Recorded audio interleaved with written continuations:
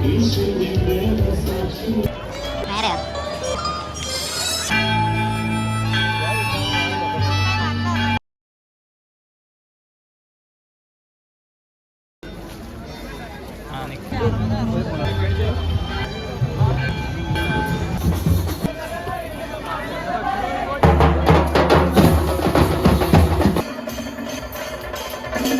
അതിന് വെയിറ്റ് ചെയ്യാണ്.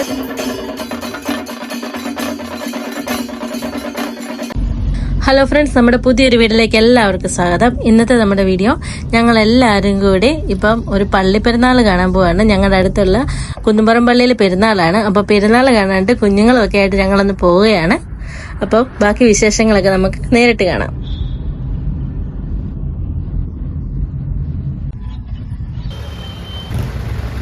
ഇതിപ്പോൾ വണ്ടി പാർക്ക് ചെയ്യാൻ വേണ്ടി കിരങ്ങും അപ്പൂവിനോട് പോയിക്കുവാണ്. ഞാനും ചേച്ചിയും പിള്ളേരും കൂടെ നമ്മുടെ കുന്നുംപുറം സ്കൂളിന്റെ ഇവിടെ അമ്മയും കുഞ്ഞാൻ്റെ ഒക്കെ പഠിച്ച സ്കൂളൊക്കെയാണ്. അപ്പൊ അതൊക്കെ പറഞ്ഞുകൊണ്ട് കുഞ്ഞുങ്ങളുമായിട്ട് ഞങ്ങൾ നിൽക്കുവാണ്.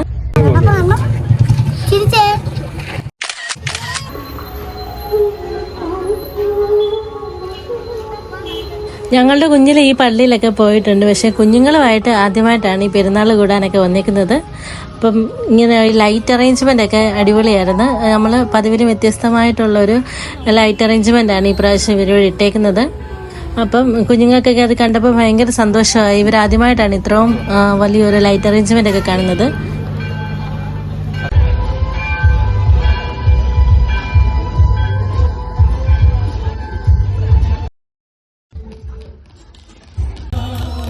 ചങ്ങനാശ്ശേരിയുടെ തിലകക്കുറിയായി മാറിയ തൃക്കൊടുത്താനം സെന്റ് സേവിയേഴ്സ് ഫൊറോന ദേവാലയത്തിൽ വിശുദ്ധ ഫ്രാൻസിസ് സേവിയറിന്റെ തിരുനാൾ ആഘോഷവുമായിട്ട് ബന്ധപ്പെട്ടാണ് ഞങ്ങളിവിടെ എത്തിയിരിക്കുന്നത്. ഞങ്ങൾ വന്നപ്പോൾ തന്നെ അധികം തിരക്കൊന്നും ഇല്ലായിരുന്നു. അപ്പം റാസ പള്ളിയുടെ ഒരു കുരിശടിയിലോട്ട് പോയേക്കുമായിരുന്നു. പിന്നെ ഞങ്ങൾ ഇന്നിവിടെ വന്നതിൽ വേറൊരു കാര്യം കൂടെ ഉണ്ട്. അത് നമുക്ക് വഴിയേ പറയാം. പിന്നെ ബാക്കിയുള്ള ഇവിടുത്തെ കാഴ്ചകളൊക്കെ നമുക്ക് നേരിട്ട് കാണാം. ഭാരതത്തിലെ രണ്ടാമത്തെ അപ്പോസ്തലനായി മാറിയ വിശുദ്ധ ഫ്രാൻസിസ് സേവിയർ ഈ ഇടവകയുടെ സ്വർഗീയ മധ്യസ്ഥനാണ്.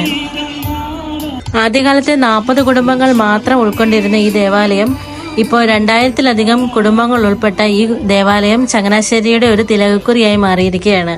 കൂടാതെ 2008-ൽ ചങ്ങനാശ്ശേരി അതിരൂപതയുടെ ഒരു ഫൊറോന ദേവാലയമായി ഉയർത്തപ്പെടുകയും കൂടെ ചെയ്തു.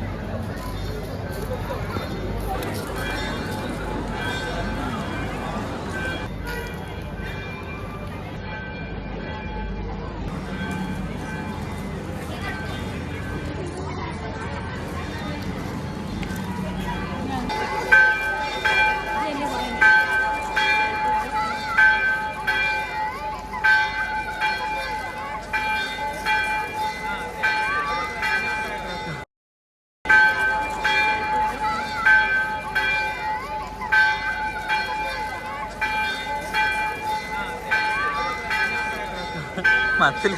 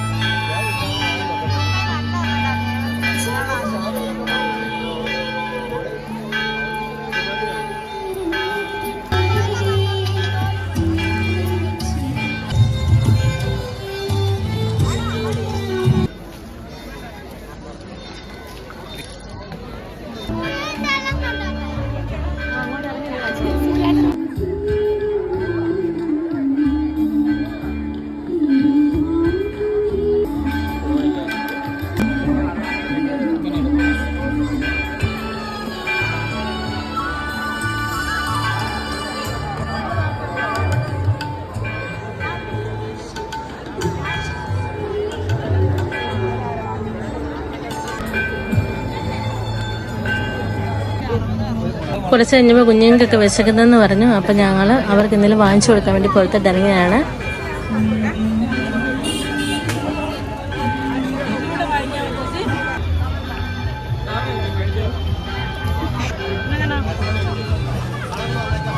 ഞങ്ങൾ അവിടെ നിന്നപ്പോഴത്തേന് റാസ തിരിച്ച് പള്ളിയിലോട്ട് കയറുമായിരുന്നു. പെട്ടെന്ന് തന്നെ ഞങ്ങളും അവിടെ നിന്ന് റാസയോടൊപ്പം ഉള്ളിൽ കയറി.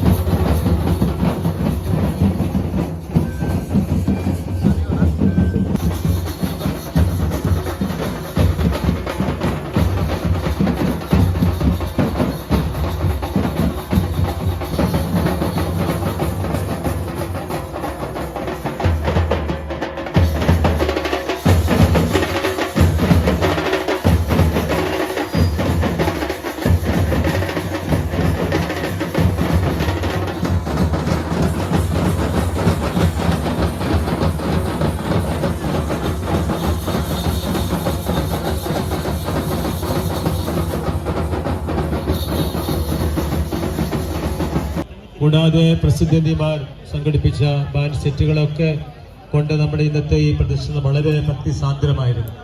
നേതൃത്വം കൊടുത്ത എല്ലാവരെയും ഞാൻ പ്രത്യേകമായിട്ട് അഭിനന്ദിക്കുകയാണ്. നമ്മുടെ ഇടവകയുടെ വലിയ സമ്പത്താണ് നല്ലൊരു നേതൃനിര, അധ്വാനിക്കാൻ മനസ്സുള്ള ആളുകൾ.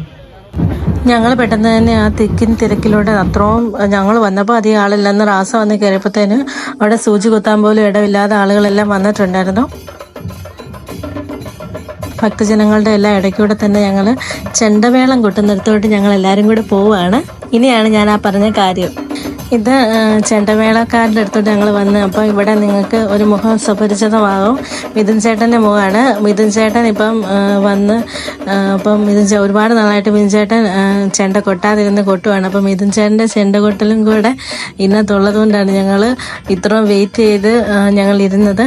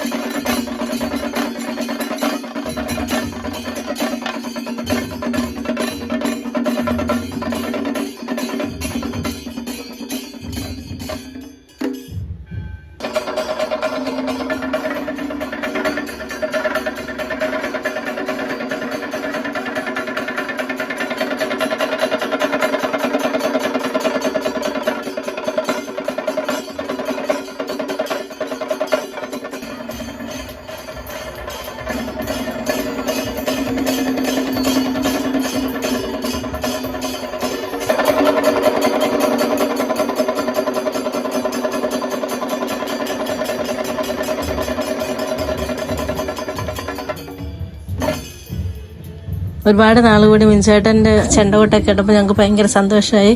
കുഞ്ഞുങ്ങളൊക്കെ ആണെങ്കിലും ഭയങ്കര ഹാപ്പിയായി.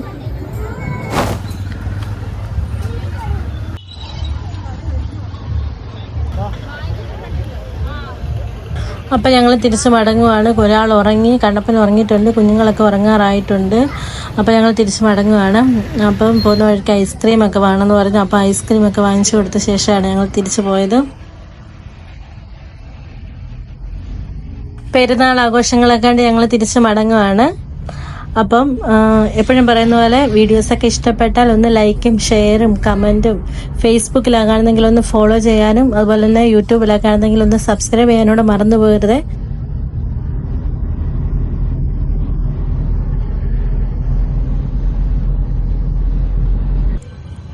അപ്പോൾ പുതിയൊരു സ്ഥലത്തെ പുതിയൊരു വീഡിയോയുമായി വീണ്ടും കാണുന്നവരേക്കും ടാറ്റ.